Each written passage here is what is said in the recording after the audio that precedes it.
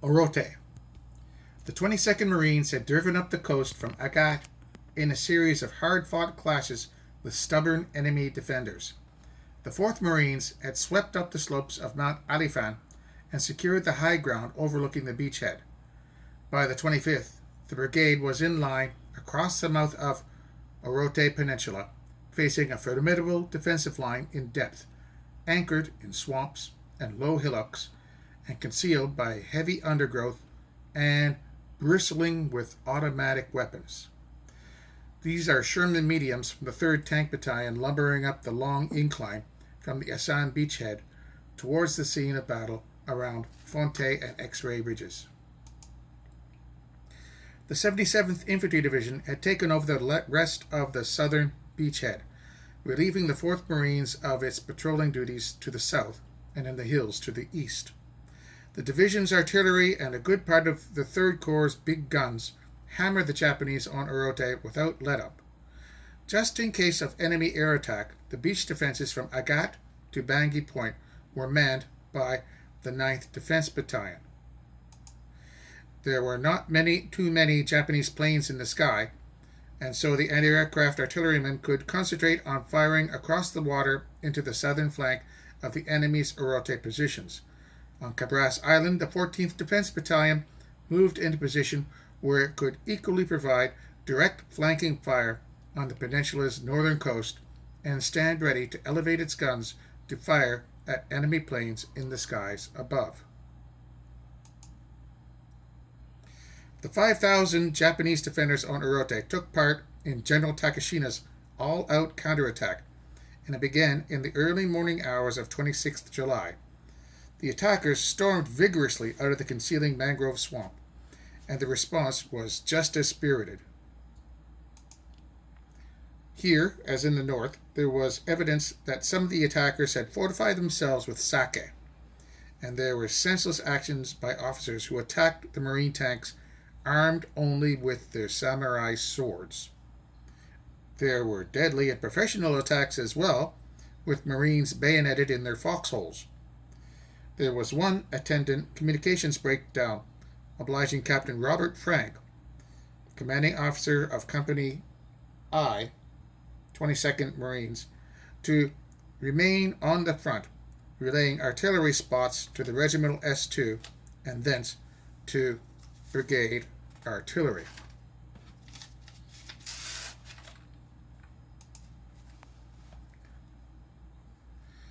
These are stretchers for wounded Marines lying scattered among the bodies of Japanese dead in the wake of the attack of the 3rd Division Hospital the evening of 25th-26th July.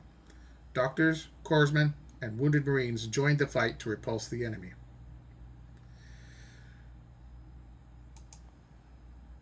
The artillery response was intense and effective.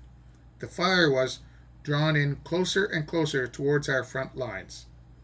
26,000 shells were thrown into the pocket of attackers between midnight and 3 a.m. The screaming attacks came at 12:30, then again at 01:30, then again at 0300. At daylight, the muddy ground in front of the Marine positions was slick with blood. More than 400 Japanese bodies were sprawled in the driving rain. General Shepard, secure in the knowledge of his frontline troops, 4th Marines on the left, 22nd Marines on the right, had withstood the night's banzai attacks in good order, directed an attack to be launched at 0730. But first, there would be another artillery preparation.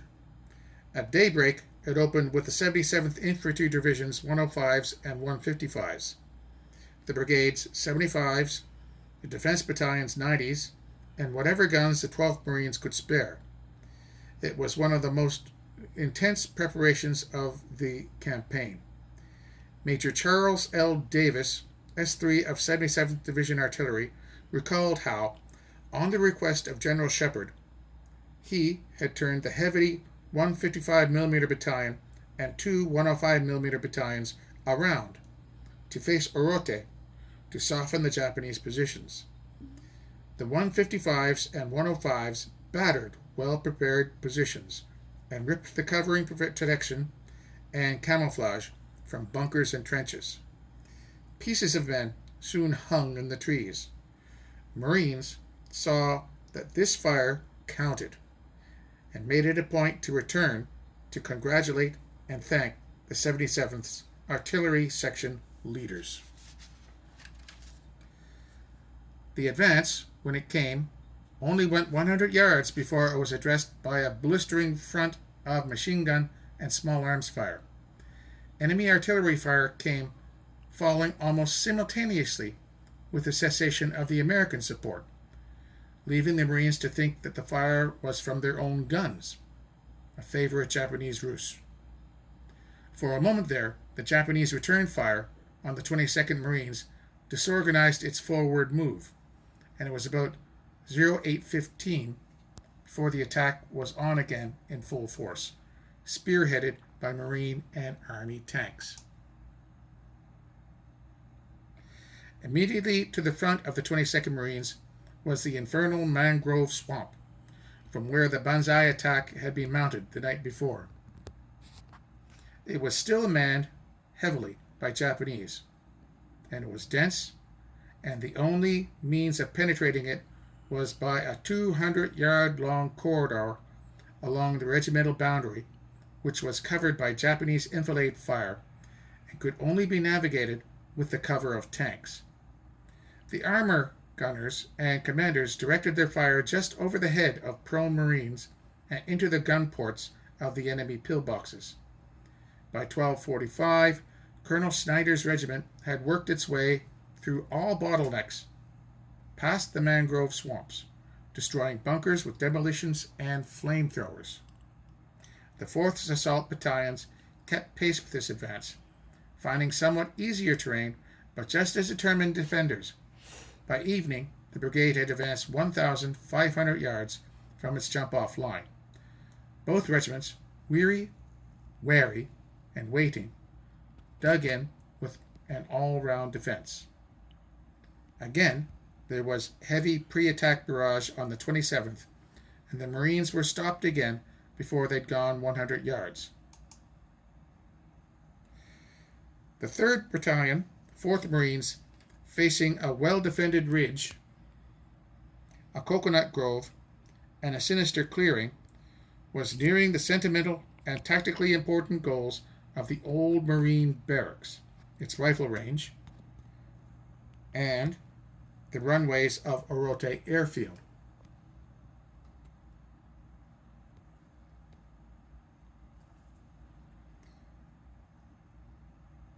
With heavy tank support, the 22nd Marines surged forward past the initial obstacles and by afternoon had reached positions well beyond the morning's battles. On the left of the 4th Marines, where resistance was lighter, the assault was led by tanks that beat down the brush. While inspecting positions there, Lieutenant Colonel Samuel D. Puller, the 4th's executive officer and brother of famed Lieutenant Colonel Lewis B. Chesty Puller, was killed by a sniper. By mid-afternoon, the 4th Marines assault elements broke out of the grove just short of the rifle range, only to stall in a new complex at dug-in defenses and minefields. Strangely, and yet not unusual in the climax of a losing engagement, a Japanese officer emerged to brandish a sword at a tank. It was easier than ritual suicide. The horror of the American guns again must have been too much for the Japanese defending the immediate front. Surprisingly, they just cut and ran from their strong, well-defended positions. The elated Marines, who did not care why the enemy ran, just that they ran, now dug in only 300 yards from the prized targets. Their capture would wait for tomorrow, 28th July. The Japanese were now squeezed into the last quadrant of the peninsula. All of their strongly entrenched defenses had failed to hold. The Orote Airfield, the old Marine Barracks, the old parade ground which had not felt an American boot since 10th December 1941, were all about to be retrieved. General Shepherd sounded a great reveille on 28th July for what was left of the Japanese naval defenders.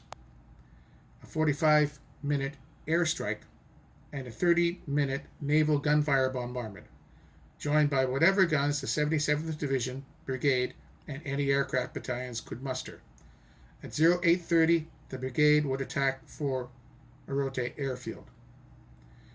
Colonel Snyder's 22nd Marines would take the Barracks and Sume, and Colonel Shapley's 4th Marines would take the airfield and the rifle range. Japanese artillery and mortar fire had diminished, but small arms and machine guns still spoke intensely when the Marines attacked. At this bitter end, the Japanese were evoking a last-ditch stubbornness. American tanks were called up, but most had problems with visibility and control. Wherever the thick scrub brush concealed the enemy, Major John S. Messer's 2nd Battalion, 4th Marines called for increased tank support when one of his companies began taking heavy casualties. In response to General Shepard's request, General Bruce sent forward a platoon of Army tank destroyers and a platoon of light tanks to beef up the attack. General Shepard wanted the battle over now. He ordered a massive infantry and tank attack, which kicked off at 15:30 on the 28th. The Japanese did not intend to oblige this time by quitting. This was do or die. By nightfall, all objectives were in plain sight, but there were still a few hundred yards to be gained. The Marines stood fast for the night, hoping the Japanese would sacrifice themselves in counterattack, but no such luck occurred. When the attack resumed on the 29th, after the usual Army and Marine artillery preparation and an awesomely heavy airstrike, Army and Marine tanks led the way onto the airfield. Resistance was meager. By early afternoon, the airfield was secured, and the 22nd Marines had occupied what was left of the old Marine barracks. A bronze plaque, which had been mounted at the entrance to the barracks, was recovered and held for reinstallation at a future date. The Japanese found this latest advance difficult to accept. Suicides were many and random. Soldiers jumped off cliffs, hugged exploding grenades, even cut their own throats. Private First Class George F. Eftang, with the 4th Marines supporting Packhowitzer Battalion, saw the suicides. I could see the Japanese jumping to their deaths. I actually felt sorry for them. I knew they had families and sweethearts like anyone else. When the embattled peninsula still swarmed with patrols, Admiral Sprance, Generals Smith, Geiger, and Larson, the future island commander, and Shepard, Colonels Shapley and Schneider, and others who could be spared, arrived for a ceremonial flag raising and a heartfelt tribute to an old barracks and those Marines who had made it home. General Shepard called it hallowed ground and told the distinguished assemblage, which included a hastily cleaned-up honor guard of brigade troops, "You have avenged the loss of our comrades who were overcome by a numerically superior force 3 days after Pearl Harbor. Under our flag, this island again stands ready to fulfill its destiny as an American fortress in the Pacific." Many of the Marines standing at attention, watching the historic ceremony, could only thank God that they were still alive. At the end of the ceremony, engineers moved onto the airfield to clear away debris and fill the many shell and bomb holes. Only 6 hours after the first bulldozer clanked onto the runways, a Navy torpedo bomber made an emergency landing. Soon, the light artillery spotting planes were regularly flying from them. The capture of Orote Peninsula had cost the brigade 115 men killed, 721 wounded, and 38 missing, in action. The enemy toll of counted dead was 1,633. It was obvious that on Orote, as at Fonte, there were many Japanese still unaccounted for, and presumably ready still to fight to prevent the island's capture.